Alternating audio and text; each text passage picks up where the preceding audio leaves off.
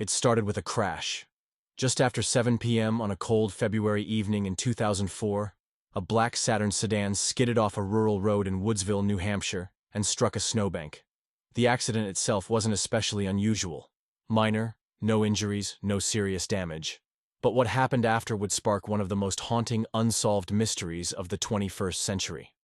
The driver, a 21-year-old college student named Maura Murray, vanished within minutes of the crash, leaving behind only a wrecked car, a bottle of wine, and a trail of confusion so tangled that to this day, investigators and internet sleuths are still trying to unravel what really happened.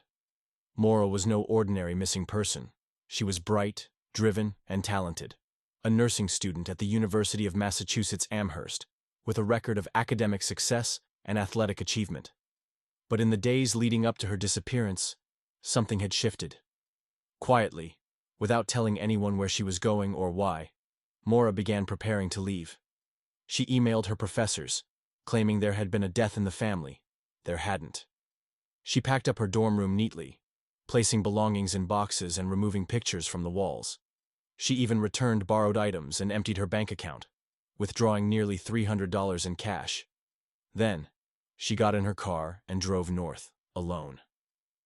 The details are hazy, but surveillance footage captured Maura withdrawing money and buying alcohol from a nearby liquor store. She didn't look distressed. If anything, she seemed calm, focused, determined. Around 7:27 p.m., just outside of Woodsville, her car was reported crashed. A local resident saw the wreck and called the police. Another neighbor spoke briefly to Maura. She said she was fine. She didn't want the police. She was just waiting for help. That was the last confirmed sighting of Maura Murray. When the police arrived 10 minutes later, she was gone. Vanished into thin air. The car was locked.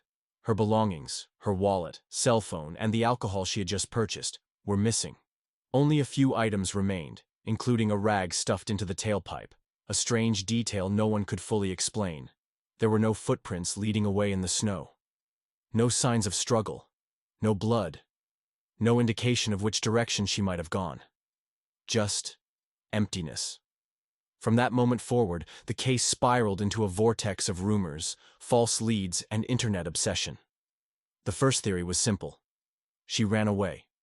Perhaps Maura had become overwhelmed by school, by family pressure, by something hidden in her personal life. Her father, Fred Murray, dismissed this idea from the beginning. He described Maura as strong, focused, and grounded. Yes, she'd had a few minor brushes with trouble. She had used a stolen credit card once, and she'd recently been in a car accident, but nothing, he insisted, that would cause her to abandon her life. So, if she hadn't run away, what had happened? The crash site was quickly combed over by local police. Helicopters searched the woods. Dogs traced her scent into the nearby forest, but the trail abruptly stopped in the middle of the road, as if Maura had gotten into another vehicle. But whose? And why? One of the most mysterious elements of the case was the lack of physical evidence. There were no reliable eyewitnesses, no CCTV footage after the crash, no GPS, no cell pings, no confirmed sightings. For a world that was already becoming digitally connected, Maura seemed to slip through the cracks with shocking ease. It was as if she had vanished before the age of smartphones, leaving only shadows. Internet forums exploded with theories. Some believed she had staged the accident to disappear on purpose. Others thought she had been picked up by a passing stranger, possibly abducted, or worse.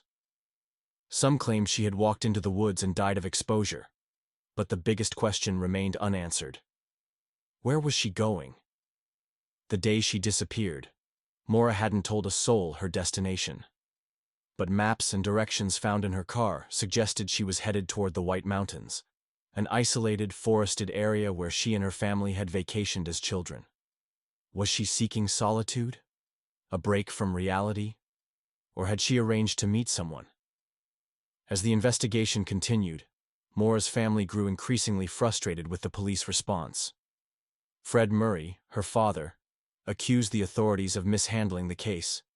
He believed local law enforcement had missed key opportunities, searching the area too late, failing to secure the car properly, and not treating the disappearance as a possible crime. Fred devoted years of his life to searching the woods, knocking on doors, and following every tip, no matter how obscure. But each lead faded into nothing. Until then, the question echoes through time, unanswered. What happened to Maura Murray?